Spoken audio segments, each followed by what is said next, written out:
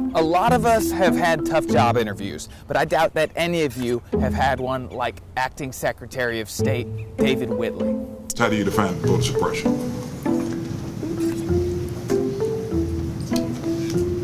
I've heard the term voter suppression used. How do you define it?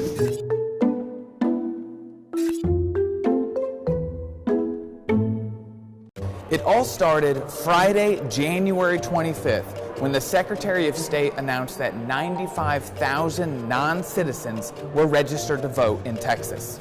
He sent that list to county election officials to request proof of citizenship within 30 days, or those people would lose the ability to vote. But he also sent that list to Attorney General Ken Paxton, who within hours announced a voter fraud alert and launched an investigation.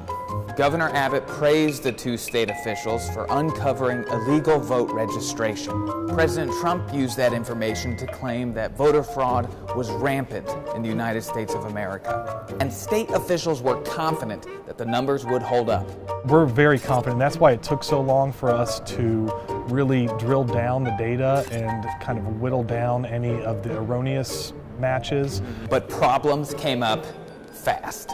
And I think that anybody who would suggest massive voter fraud before we know what's going on are premature and irresponsible. What happened was the Secretary of State matched voter data with information the Department of Public Safety had from when people, including non-citizens, got their driver's licenses. But when counties went to verify, they found thousands of United States citizens on the list. Some who became naturalized after they got their driver's license, and others who proved citizenship when they registered to vote and renewed their driver's license at the same time under the Motor Voter Program. It's still unclear how those names landed on the list in the first place. Whitley sent the list to a law enforcement agency, the AG, before his office knew all the facts.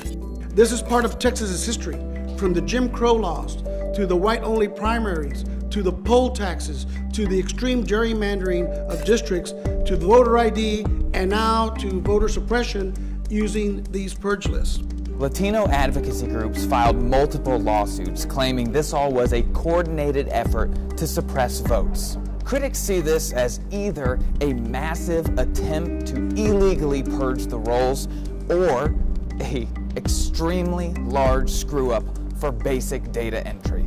This isn't a hard and fast list. This is a list that we need to work on together. This is what you would categorize as a process. This effort started in March 2018 to comply with the Help America Vote Act and Chapter 18 of state law, requiring Texas to keep up-to-date voter information. Rolando Pablos was the Secretary of State then, but so far this has defined Whitley's tenure. Back at that job interview, the Senate Nominations Committee, Whitley said he wished he'd announced the information differently. I think that what we are doing with the counties is ensuring that voter suppression does not take place. So his job is on the line. He needs 2/3 of the Senate to approve him, and out of 31 senators, there are 19 Republicans, so he needs one Democrat to cross over and support him. And in the meantime, the lawsuits will continue, and the ability to vote for thousands of people hang in the balance.